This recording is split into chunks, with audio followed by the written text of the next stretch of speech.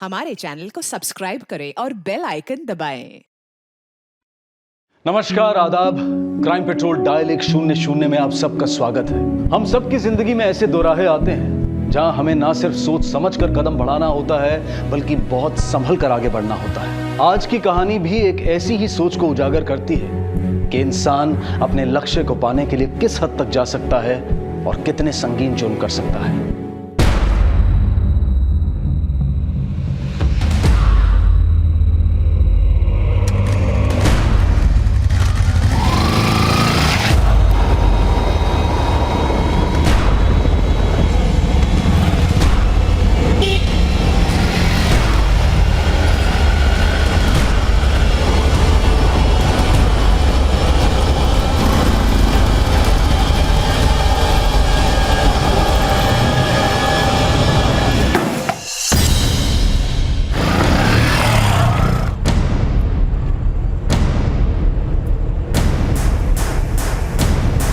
आसपास जाके चेक करो, देखो किसी ने कुछ देखा है क्या। जल्दी सर जल्दी आइए।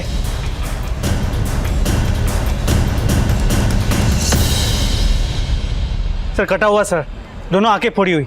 लगता है इसे यहाँ फेंक के कोई हमें चुनौती दे रहा है। इसकी फोटो हर पुलिस स्टेशन में सर्कुलेट करो। हो सकता है किसी ने इसकी मिसिंग कंप्लेंट लिखाई है। मोरे, अगर सिर यहाँ है तो धड़ कहाँ है इसका? महाराष्ट्र के पुणे शहर में पुलिस स्टेशन के ठीक सामने किसी सरफिरे ने कटा हुआ सर फेंक दिया। पुलिस को इस विक्टिम के बारे में कुछ नहीं पता था। उनके लिए केस अंधेरे में तीर चलाने जैसा था। किसी को इतनी दर्दनाक मौत देने के बाद पुलिस को भी चैलेंज करने की कोशिश की गई थी। पुलिस के लिए खुली चुनौती कई सवाल लिए खड़ी थी।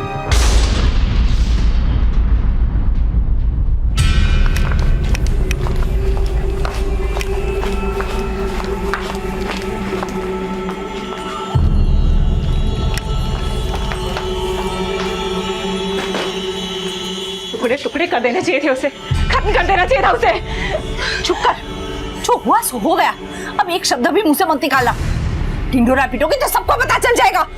भूल जा सब कुछ। कैसे भूल जाऊं? उसने मुझे धोखा दिया है, मेरे साथ चीटिंग की है, उसने इस्तेमाल किया मेरा। उस कुतरे को कैसे भूल जाऊं मैं? उसकी सारी चीजें खत्म कर दूंगी, जला दूंगी, जला के काम कर दूंगी, जला के। मुझे धोखा दिया, कुछ जला के राख कर दूंगी मैं, खत्म कर दूंगी सब कुछ। छोड़ मुझे, मैंने कहा ना छोड़। सब कुछ जला के राख कर दूंगी मैं, सब कुछ खत्म कर दूंगी मैं।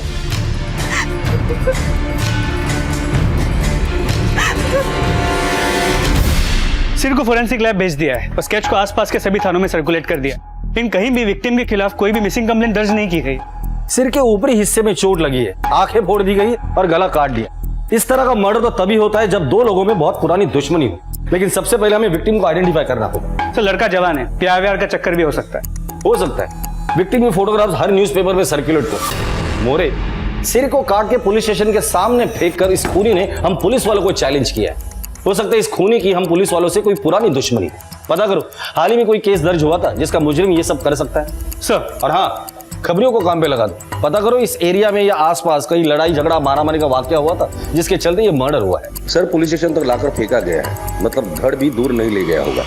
अपनी सर्च टीम को काम पे लगा दो। सर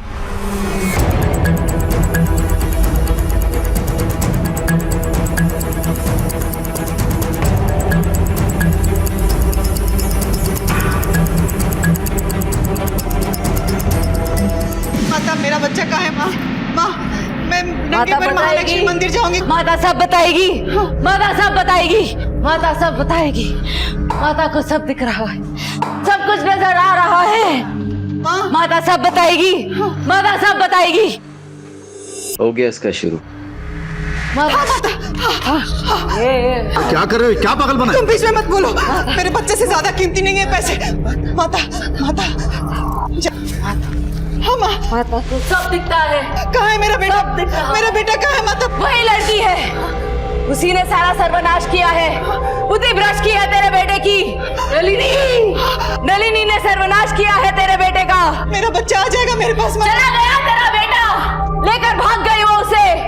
प्रकाश, गौरी, जितनी जल्दी हो सके ये सब बंद कर देना और किसी को इसके कानों कान खबर नहीं होनी चाहिए। तुम बीच में मत बोलो माता, आप उनकी बातों को ध्यान मत दो, मेरा बेटा आएगा ना। पूर्णिमा को आएगा तेरा बेटा। जय माँ। आधी रात को जब चांद पूरा होगा लौट आएगा, लौट आएगा की जय हो। माँ, माँ। सर आसपास किसी भी झगड़े की कोई खबर नहीं और उस फोटो को भी किसी ने नहीं पहचाना और अब तक उस कटे हुए सर के धड़ का भी कुछ पता नहीं चल पाया है। एक बात समझ में नहीं आ रही, अभी तक विक्टिम के घर वालों ने उसकी मिसिंग कंप्लेंट क्यों नहीं लिखवाई? तो दो चीजें हो सकती है, या तो विक्टिम अकेला रहता होगा, इसके लिए किसी को पता नहीं है कि वो मर चुका है, या फिर ये भी हो सकता है कि किसी पहचान वाले ने ही मारा होगा। ये भी हो सकता है। न्यूज़पेपर का क्या हुआ? सर कल तक फोटो छप जाएगी। 1 मिनट के लिए मान भी लेते हैं कि घर वालों ने जानबूझ के मिसिंग कंप्लेंट नहीं लिखवाई, लेकिन दोस्त रिश्तेदार कोई तो होगा जो आगे आएगा।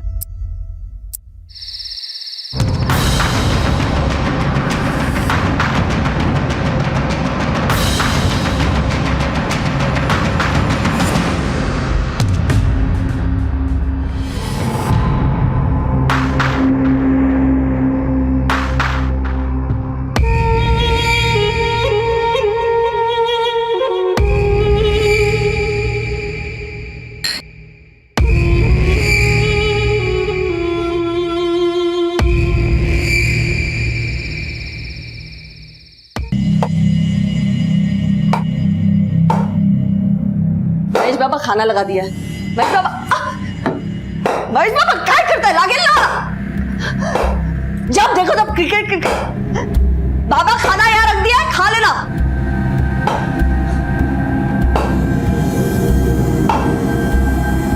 आज तो सही भूख लगी है, चैन से खाऊंगा।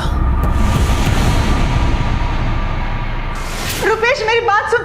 बेटा बेटा मेरी बात क्या चल रहा है तुझे? क्यों तंग करी हो? तू ऐसा कोई काम मत कर जिससे तेरे ऊपर कोई खतरा है। और फिर घर की इज्जत की भी तो बात है। अपने पापा को तू जानता है कितना गुस्से वाले हैं। और फिर तुझे कुछ हो गया तो मैं कैसे जीऊंगी बता।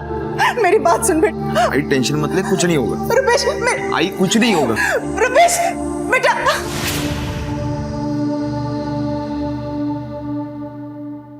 तुम्ही डायल केलेला नंबर बंद आहे, कृपया थोड्या वेळाने पुन्हा प्रयत्न करा।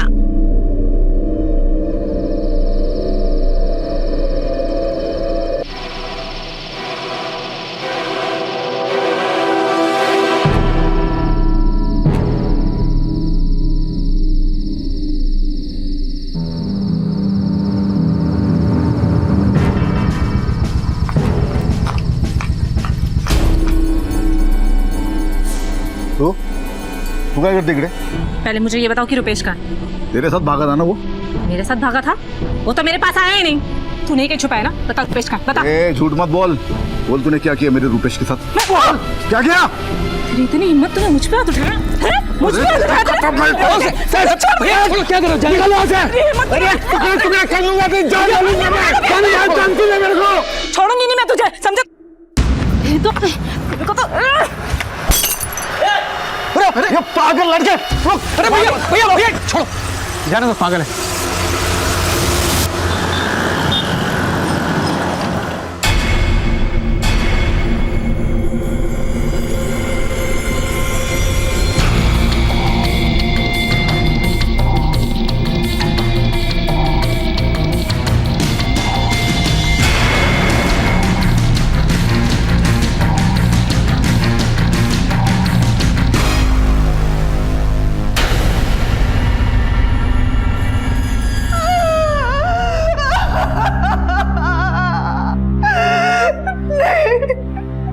मैंने देख पाई जिस सर को गोद में रखकर सुलाती थी, उसे इस हालत में कैसे देख पाती मैं नहीं देख पाई। मैं नहीं देख पाई। हमारा ही बेटा है वो, 2 दिन से लापता था। अगर 2 दिन से लापता था तो पुलिस कंप्लेंट क्यों नहीं की? उस लड़की के साथ भाग के उसने जो समाज में हमारी नाक कटवाई, पुलिस में कंप्लेंट कर और इज्जत का फालूदा नहीं करना था हमको, इसलिए नहीं की। किसके साथ भागा था वो? नलिनी। नलिनी? अगर वो नलिनी के साथ भागना चाहता था तो उसे मारा किसने? उसका कोई दुश्मन था? नहीं, हमारे रुपेश की किसी के साथ कोई दुश्मनी नहीं थी, लेकिन ये नलिनी उसके पीछे थी। नलिनी और उसके मां ने ही मारा है रुपेश को।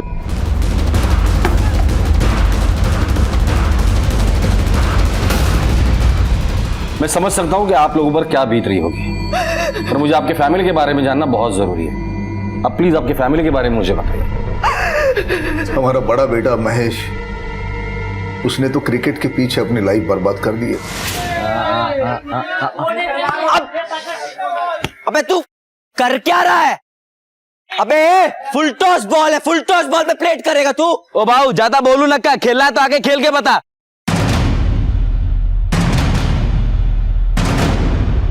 ले जा खेल के बता। चल चल आउट कर इसका, सीधा मिडल स्टंप उड़ा, काले चश्मे का। बहुत बोलता है, बहुत बैटिंग आती है इसको। उड़ा उड़ा इसका, सीधा मिडल स्टंप उड़ा।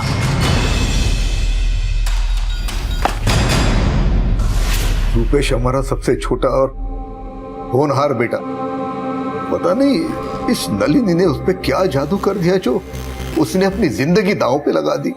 ये नलिनी पागल है, पागल। एक बार तो उसे मैंने अपनी फैक्ट्री में रूपेश के साथ देखा था।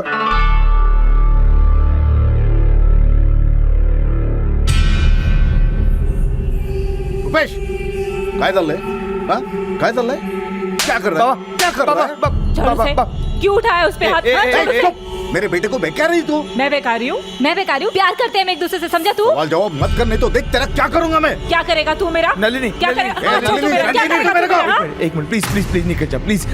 मैं पापा से बात करता हूँ, प्लीज प्लीज निकल जा। चलते हुए गुरु। किसी तरह रुपेश ने नलिनी के साथ रिश्ते से मना कर दिया था, लेकिन नलिनी और उसकी माँ को ये बात मंजूर नहीं थी। उन्होंने रुपेश को बहकाया होगा। तो जब रुपेश ने शादी से मना कर दिया तो नलिनी और उसके माँ ने उसको मार डाला। मैं जानता हूँ नलिनी को, बहुत ही गुस्से वाले और सन की किस्म की लड़की है वो। उसी ने किया होगा ये सब कुछ। देखिए नलिनी का नंबर और एड्रेस हमें दे दीजिए और अभी आप जा सकते हैं। जरूरत पड़ेगी तो दोबारा बुला लूंगा।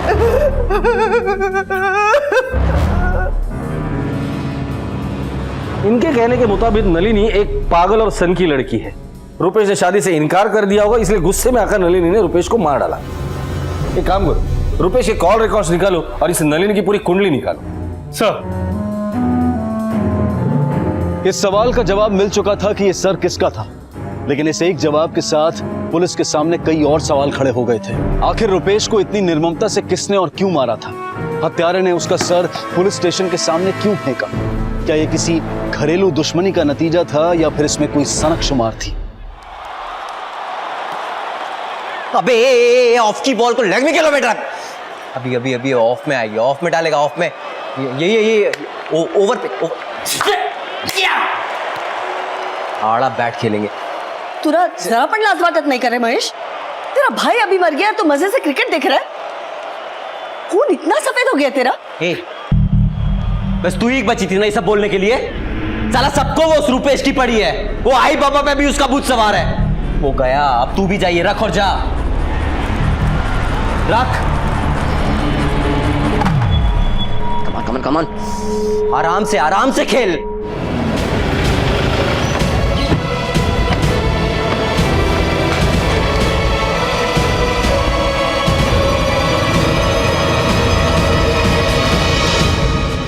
नलिनी, हाँ, आप लोग यहाँ क्या कर रहे हो? रुपेश का और तुम्हारा अफेयर था ना? मैं किसी रुपेश को नहीं जानती। झूठ मत बोलो, हमें सब कुछ पता है। हाँ, जब पता है तो क्यों पूछ रहे हो?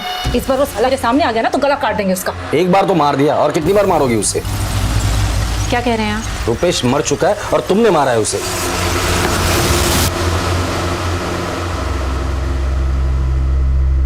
रुपेश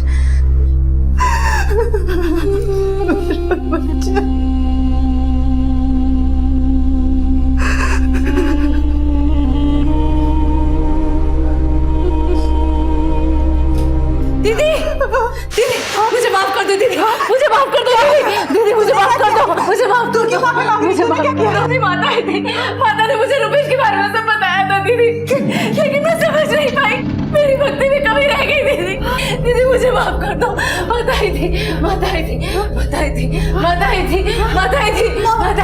माता शांत, माता गलती हो गई, माफ कर दो माता। रुपेश की हाथ तड़प रही है, प्रसाद दो, कपड़ा दो।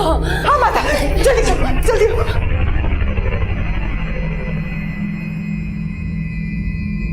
समजाऊ तुझ्या बायकोला। रुपेश की आत्मा तड़प रही है, रुपेश की आत्मा तड़प रही है। भाई साहब सुनिए तो। ए नाटक, जितना भी पैसा मिलेगा ना चुपचाप आधा दे देना। चलिए आप आई है। शांत माता, शांत दो। माता शांत। रुपेश की आत्मा तड़प रही है, रुपेश की आत्मा तड़प रही है, रुपेश की आत्मा तड़प रही है, मुझे नजर आ रहा हूँ।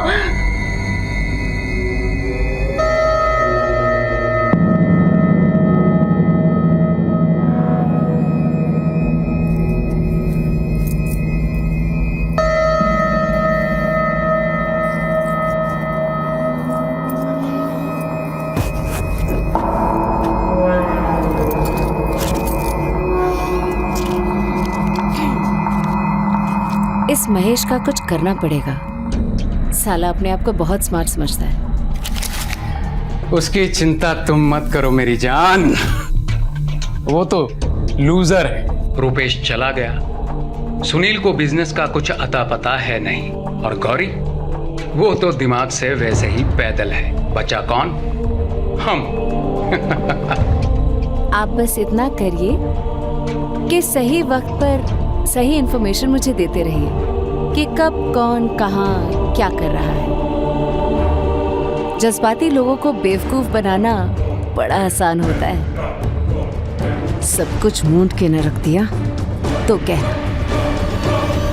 क्या बात है। मैंने रुपेश को नहीं मारा। भागने का प्लान तुम्हारा ही था ना? जब उसने मना किया तो उसे मार डाला तुमने? मैं तो उससे प्यार करती थी। मैं खुद को मार सकती हूँ लेकिन रुपेश को नहीं मार सकती। उसके घर वालों ने मारा होगा उसे। उसके बाप ने।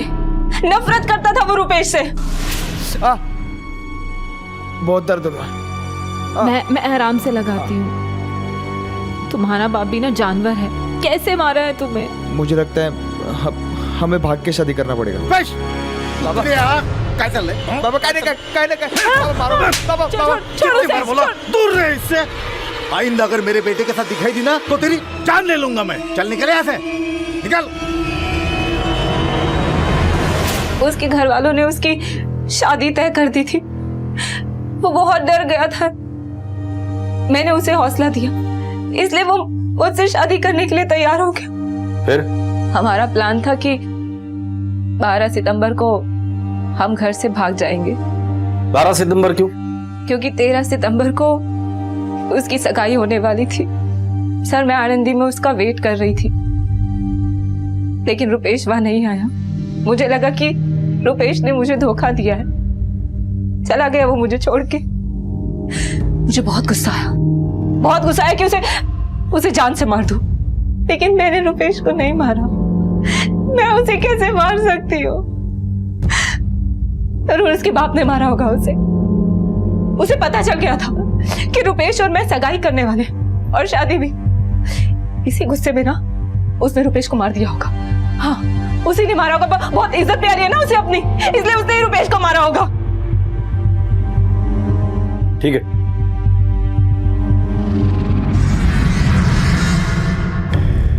मोरे, हो सकता है ये नलिनी सच बोल रही हो, लेकिन उसके टेम्परामेंट को देखकर लगता है कि वो मर्डर कर सकती है।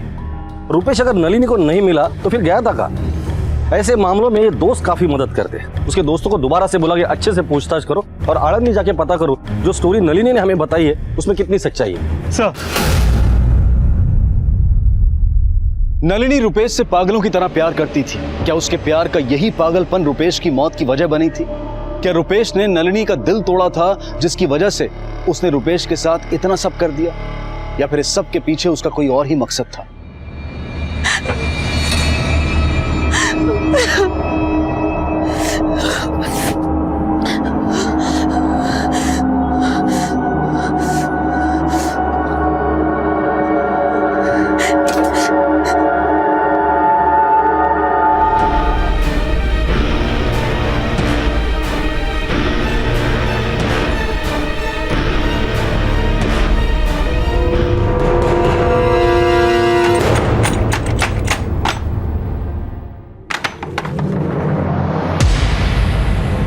तो क्यों आया यहाँ?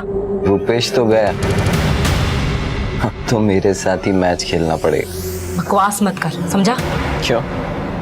अब मेरी बातें बकवास लगने लगी हैं। मैंने कहा चला जाए तो जान से मार दूंगी, निकल ऐसे। मैच तो तेरे साथ ही खेलूंगा।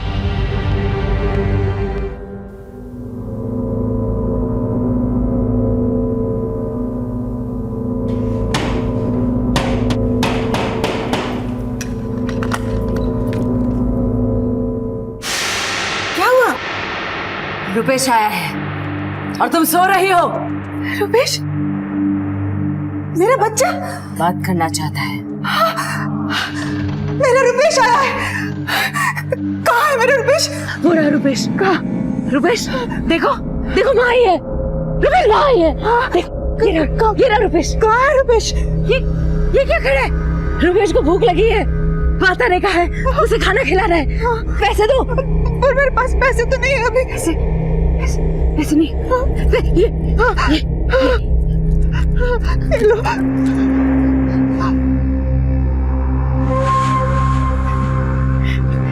अब खा लेगा रुपेश, खा लेगा रुपेश। खाना प्रणाम करो, प्रणाम करो।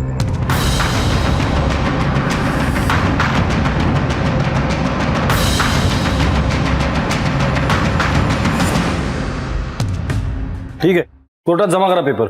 सर हम आलंदी गए, वहाँ रुपेश और नलिनी की शादी की नोटिस लगी। पूछताछ में पता चला कि नलिनी वहाँ पूरा टाइम इंतजार कर रही थी जब रुपेश का मर्डर हुआ।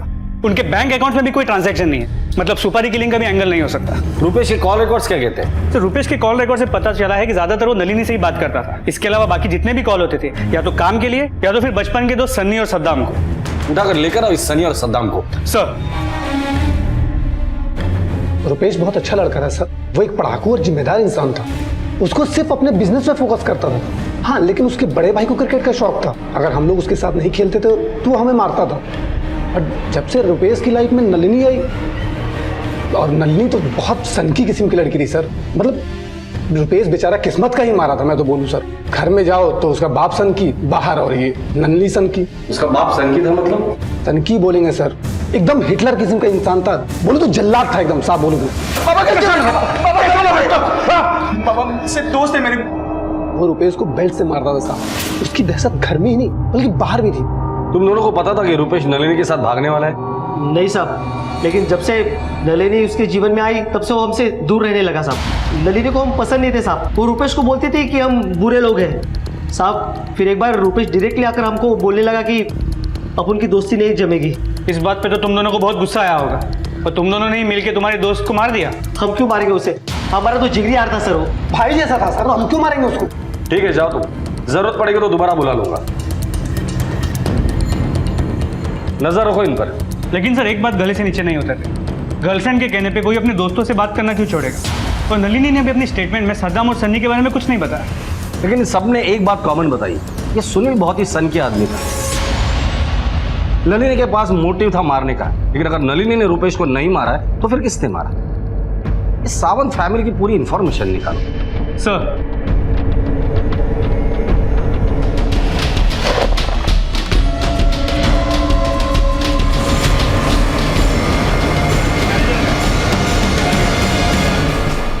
तो सुनील साहब ने पूरी प्रॉपर्टी और ये फैक्ट्री रुपेश दादा के नाम कर दी थी, तो वो उसे क्यों मारेंगे? वो तो महेश ही उनके हाथ लड़ते रहता था। अरे एक नंबर का निकम्मा है तू। काही काम करायला नको, दिवसभर नुसतं क्रिकेट खेळायला पाहिजे। फैक्ट्री के सारे वर्कर की तेरे खिलाफ कंप्लेंट है। आज के बाद तुम इस फैक्ट्री में कदम नहीं रखोगे। आज के बाद फैक्ट्री का सारा काम रुपेश देखेगा। सर ये सरासर गलत है। रुपेश तो सुनील की जान था।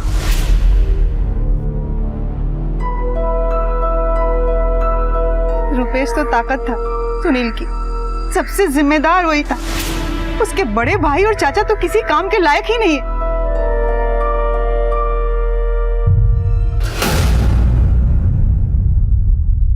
ये सुनील शॉर्ट टेम्पर और गुस्से वाला आदमी था, और उसका गुस्सा रुपेश और नलिनी के अफेयर को लेकर था। मोरे, मुझे नहीं लगता कि कोई भी बाप अपने बच्चे को इतनी बेरहमी से मार डालेगा। सर, घर से लेके बैंक तक सारा पैसा गायब है। क्या? कब हुआ ये सब? रुपेश की जिस दिन एंगेजमेंट थी उससे एक दिन पहले इसका मतलब रुपेश अपने घर से कैश और ज्वेलरी लेकर भागा है। ठीक है, आप जाइए, हम इन्वेस्टिगेट करते हैं। लेकिन सर, आप जाइए, हम इन्वेस्टिगेट करते हैं, जाइए प्लीज। मोरे, ये कैश और ज्वेलरी गायब होने से इस मर्डर केस की दिशा ही बदल गई है। एक बात तो कंफर्म है कि नलिनी जानती थी कि रुपेश कैश और ज्वेलरी लेकर भाग रहा है। हमारा प्लान था कि 12 सितंबर को हम घर से भाग जाएंगे। तो हो सकता है कि नलिनी ने रुपेश के कैश और ज्वेलरी लूट ली और उसे मार डाला। ये भी तो सकता है कि सुनील झूठी कहानी बना रहा है। हो सकता है, लेकिन एक बात कंफर्म है कि ये मर्डर प्यार और इज्जत के लिए नहीं बल्कि पैसों के लिए हुआ है। एक काम करो, बैंक में जाके इन सबके बैंक स्टेटमेंट निकालो तुम। सर,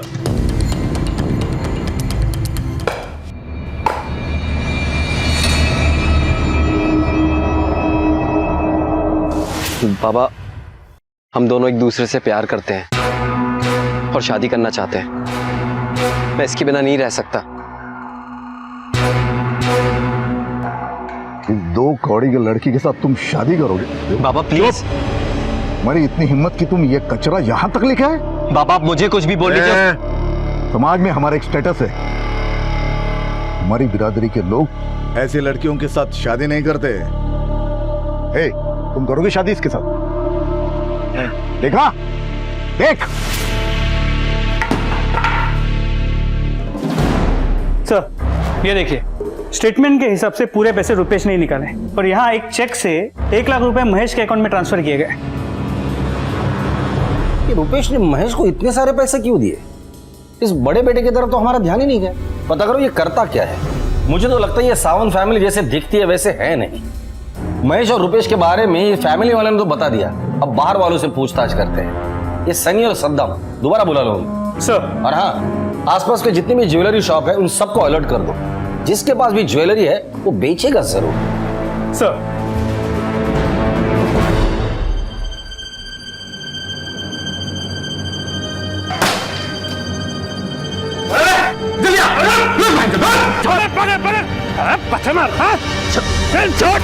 मुझे पकड़ने में 1 मिनट नहीं लगा। एक पत्थर फेंका, पकड़ लिया। उसने जो किया उसके लिए उसको नहीं पकड़ा।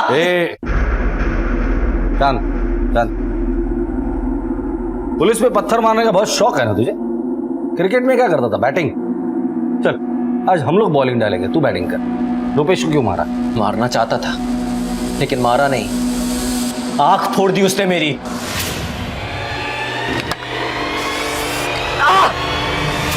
ये देखिए, मेरा क्रिकेट का करियर खराब कर दिया। आई बाबा का प्यार छीन लिया।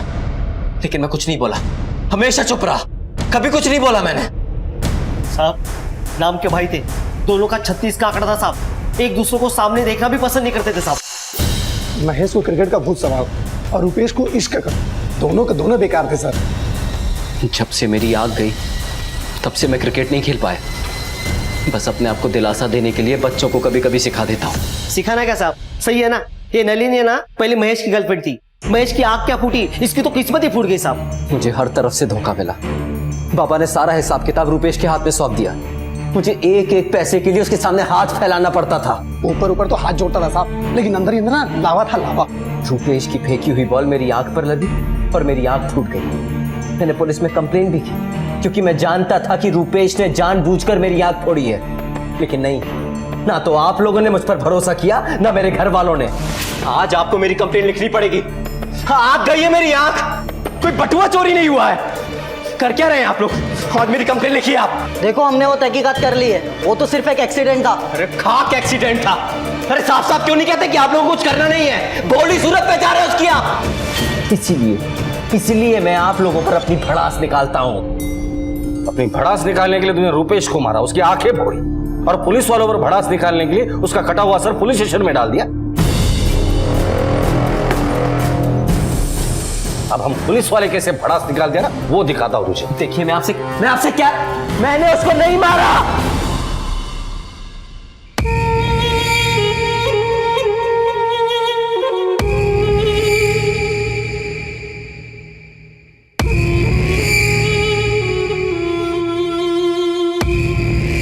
रुपेश से तुम जलते थे और गुस्से में आकर तुमने उसे मार डाला, सच है या नहीं? मैंने उसको नहीं मारा। उसने तेरी आंख फोड़ी थी, तेरा क्रिकेट करियर बर्बाद किया था। मैं आपसे कह रहा हूँ मैंने उसको नहीं मारा। तेरे बाप ने सारा बिजनेस उसके हाथ में दिया था, सारा पैसा उसके हाथ में था, भिखारी की तरह तुझे पैसे मांगे। हाँ, भिखारियों की तरह पैसे मांगता था मैं उससे, भिखारी बना दिया था उसने मुझको। कभी समझने की कोशिश नहीं की उसने मुझे। हर बार ये जताता था कि मैं कुछ नहीं कर सकता। जब से बाबा ने उसके नाम पे वो बिजनेस किया था, मुझे नीचे दिखाने लगा था। वो भाई नहीं था, वो दुश्मन था, दुश्मन। कभी किसी बात पे मेरा साथ नहीं दिया, पर मरा होगा ना उसी लड़की के चक्कर में। वो लड़की तो तेरी गर्लफ्रेंड थी ना? क्या बकवास कर रहे हैं आप? क्यों, तेरा उस लड़की का अफेयर नहीं था? था, मेरा अफेयर था उससे, लेकिन उसने भी वही किया। मेरी आंख फूटने के बाद जाकर सो गई वो उस रुपेश के साथ।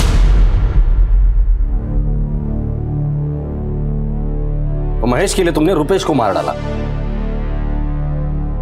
महेश वो तो पागल है, रुपेश के आगे महेश की तो कोई बराबरी ही नहीं थी। हो सकता है कि रुपेश ने अपने बाप के कहने पर तुमसे रिश्ता तोड़ना चाहा और गुस्से में आकर तुमने उसे मार डाला हो। नहीं सर, मैं ऐसा कैसे कर सकती हूँ? जिस गले में मुझे वरमाला डालनी थी उस गले पे छुरी कैसे चला सकती हूँ मैं? हेलो, क्या? ठीक है माते। सर, तलेगांव के घर में एक लाश मिली है। महेश को क्रिकेट का बहुत शौक था। उसे ऐसा लगता था कि रुपेश की वजह से ही उसकी एक आंख खराब हुई, जिसके कारण वो जिंदगी में कभी क्रिकेटर नहीं बन सकता। जब पुलिस को रुपेश का सर मिला तब उसकी भी दोनों आंखें फूटी हुई थी। तो क्या महेश था रुपेश की हत्या के पीछे? क्या उसी का बदला इस जुनून की हद तक पहुंच गया था? इस केस में पुलिस के शक की सुई 3 लोगों पर थी। रुपेश की प्रेमिका नलिनी, रुपेश के पिता सुनील और रुपेश के भाई महेश पर। रुपेश की हत्या के बाद पुलिस को एक और हत्या की जानकारी मिली थी। क्या इन दोनों हत्याओं का आपस में कोई कनेक्शन था? आखिर कौन था इन हत्याओं के पीछे? हाँ साहब, मैंने फोन किया था, उधर लाश पड़ी है। आप लोग यहीं पे रुकना। जी।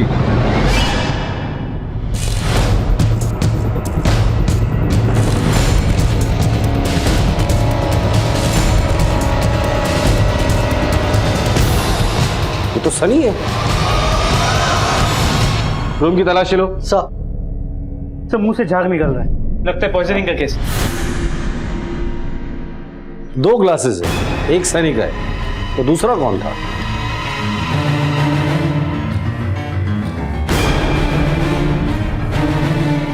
मोरे, पहले रुपेश का मर्डर होता है, फिर सनी का। मुझे लगता है कि किसी ने सनी पर नजर रखी हुई थी। जैसे वो हमारी कस्टडी से बाहर निकला उसे मार दिया। ये रुपेश का मर्डर और सनी का मर्डर एक दूसरे से कनेक्टेड तो नहीं? बॉडी को पोस्टमार्टम के लिए भेज दो। सर, मुझे ड्रॉअर में इतने सारे मोबाइल मिले पर किसी में भी सिम कार्ड नहीं है।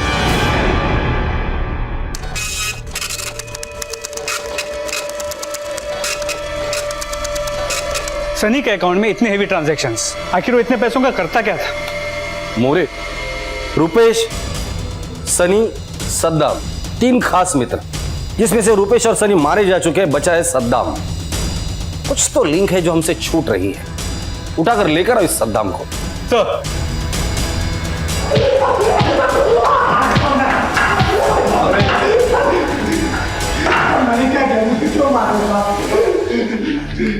सनी के बारे में उसके पास इतना सारा पैसा कहां से आता था और करता क्या था? साहब, हम लोग क्रिकेट मैच में बैटिंग करते थे। सनी को उसकी लत लग गई साहब। महेश भाई भी बैटिंग करते थे, लेकिन वो रुपए से पैसे उठा लेते थे। ये सब तो पहले नहीं बता सकता था। निकल अभी तो, लेकिन शहर छोड़ के जाने के बारे में सोचना भी मत। नहीं जाऊंगा साहब। क्यों जाऊंगा मैं? जा।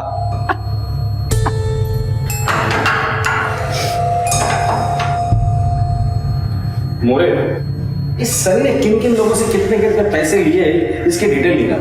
और मोबाइल, उसके पास इतने सारे मोबाइल थे, पता करो ये एक ही सिम कार्ड यूज करता था या अलग अलग सिम कार्ड थे। अगर अलग अलग सिम कार्ड है तो उन सारे सिम कार्ड के कॉल रिकॉर्ड्स निकालो।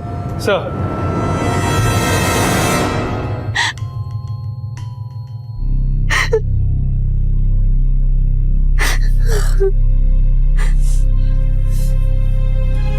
चुप हो जा बेटी, कितना रोएगी? तेरे आगे पूरी जिंदगी पड़ी है, आगे की भी तो सोच। होने को कौन टाल सकता है? मत रो इतना, मत रो बेटा, मत रो। तो सनी ने बहुत लोगों से पैसे उधार लिए हुए और सभी उससे पैसे वापस मांग रहे। सरप्राइजिंग बात यह है कि उसने सभी को 15 सितंबर की तारीख दी थी पैसे वापस करने के लिए, रुपेश के मर्डर के ठीक 2 दिन बाद। मोरे महज इत्तेफाक नहीं हो सकता। सनी को पता था कि रुपेश और नलिनी शादी करने के लिए घर से भागने वाले और उनके पास कैश और गहने हैं। सनी ने प्लान बनाया, रुपेश को मारा, कैश और गहने लेकर भाग गया। उसके बाद सनी ने भी सुसाइड किया। लेकिन सवाल ये पैदा होता है कि वो कैश और जेवर है कहाँ? नहीं, ऐसा तो नहीं कि इस केस का मास्टरमाइंड कोई और ही है।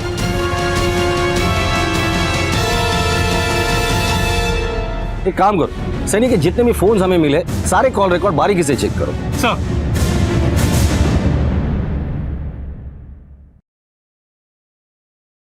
सर सनी के नाम पे जो 8 नंबर्स मिले हैं उन सभी के कॉल रिकॉर्ड्स, इनमें से जो लेटेस्ट नंबर है उससे आखिरी कॉल रुपेश को किया गया है, वो भी ठीक उसी दिन जिस दिन वो गायब हुआ। सर एक सरप्राइजिंग बात और है, इन सभी नंबरों से एक नंबर पे लगातार बातचीत हुई है। किसका नंबर है?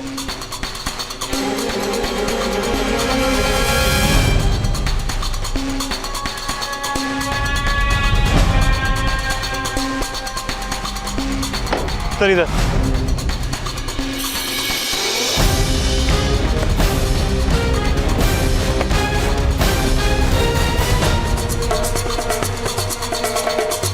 तो ताला लगा हुआ है।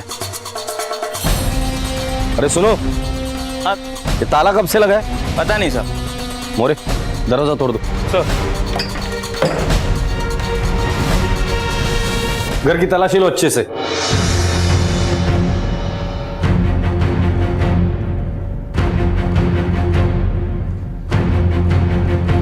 सर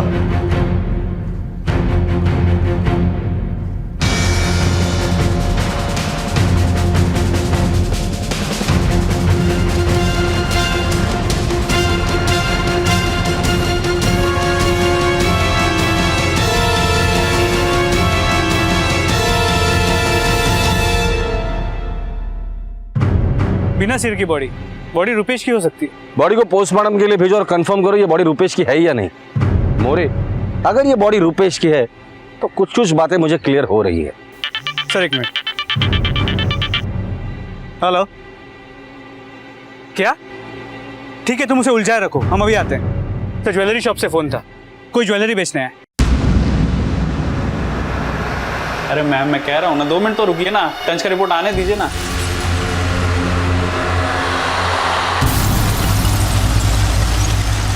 और कितनी देर लगने वाली है? थोड़ी देर बस, आने वाली टंच की रिपोर्ट। चोरी का सोना बेचने की असली जगह मैं बताता हूं आपको। ले चलो इसे। हमें अंदाजा नहीं था इस चेहरे के पीछे एक दूसरा रूप भी छुपा हुआ है। क्यों किया ये सब? मैं सावंत परिवार के घर में आके रहने लगी। करने वाला काम था दिला साहब, पर मैंने कभी इज्जत नहीं की। हर बात पे धुतकारते मुझे। ये रख और जा। रख। तंग आ गई थी मैं इस जिंदगी से। फिर एक दिन रुपेश का दोस्त सनी मुझे मिला। हम दोनों एक दूसरे को पसंद करने लगे। धीरे धीरे दूरियां भी नजदीकियां बन गई।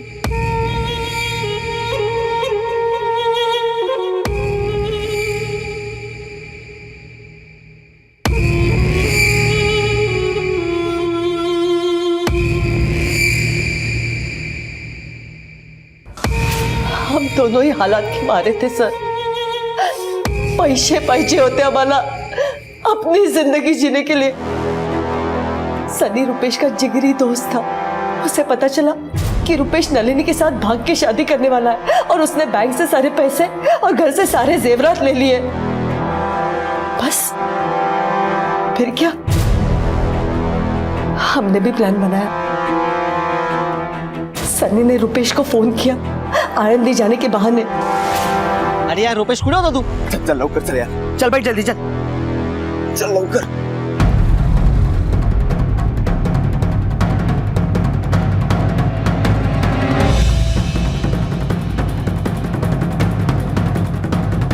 काय झालं यार? कार्बोरेटर का नाटक हो गया यार। देख जल्दी देख। देखना जल्दी करना। हाँ हाँ बघतो थांब जरा। अब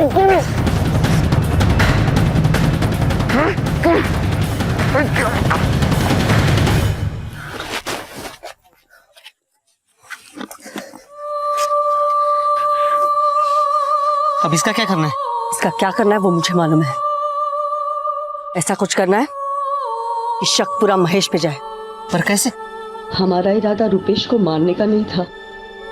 रुपेश ने हमें पहचान लिया था और घबरा गया, इसलिए हमने उसे मार दिया और उसकी लाश को फेंकवा दिया।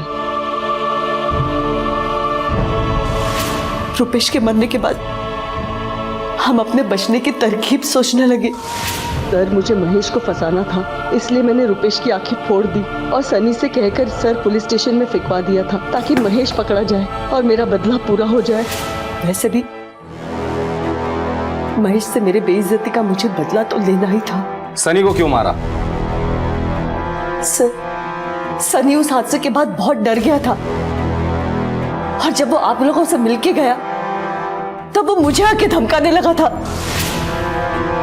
देखा, मैंने बोला था तेरे को, लेकिन तू मेरी बात सुनती नहीं है। देख, पुलिस अपने पीछे पड़ी है, सुन रहे तू? बाहर की खाल खींच रही है पुलिस। देख भैया, अपना बचना मुश्किल है, फांसी में जाएंगे, फांसी में। वो कुछ नहीं, अपन सरेंडर कर देते हैं। हाँ, पहले मैं सरेंडर कर देता हूँ, ठीक है? सुन रहे तू? क्यों इतना टेंशन ले रहे हो? खुद को संभालो। हम सरेंडर कर देंगे पुलिस के पास, ठीक है? शांत हो जाओ।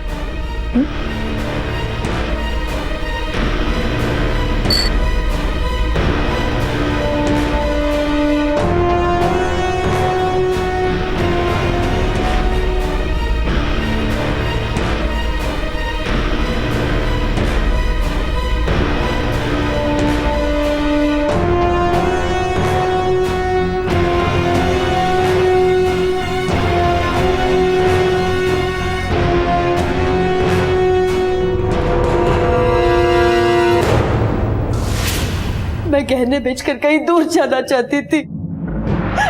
जो लोग स्वार्थ और लालच में आकर ऐसा घिनौना काम करते हैं ना, उनके कर्मों की सजा उन्हें मिलती जरूर है।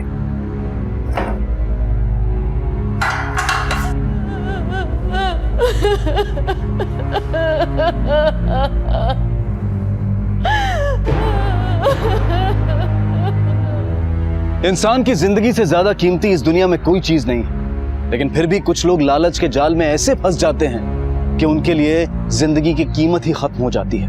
हर कोई चाहता है कि वो एक अच्छी जिंदगी बिताए, उसे किसी चीज की कोई कमी ना हो, लेकिन अपने मन और अपनी इच्छाओं पर काबू रखना इतना भी मुश्किल नहीं है। ये जरूरी नहीं है कि जिंदगी ने हमें जो नहीं दिया है वो हम किसी और की जिंदगी से छीन लें। सपने जरूर देखने चाहिए, लेकिन उन सपनों को सच करने के लिए मेहनत करनी पड़ती है, अपनी नींद की कुर्बानी देनी पड़ती है। इस दुनिया में हर किसी को चीजें प्लेट में सच कर नहीं मिलती हैं, उन्हें अपनी जद्दोजहद से हासिल करना पड़ता है। बेहतर जिंदगी जीने का हक सबको है, लेकिन उसकी कीमत किसी की जान या कोई गुनाह हरगिज नहीं हो सकता।